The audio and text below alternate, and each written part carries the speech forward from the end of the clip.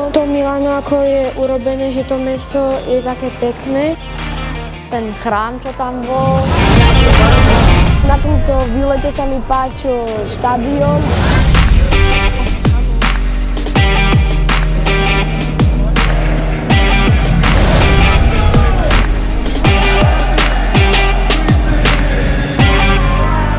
Na zápase sa mi najviac páčila tá atmosféra.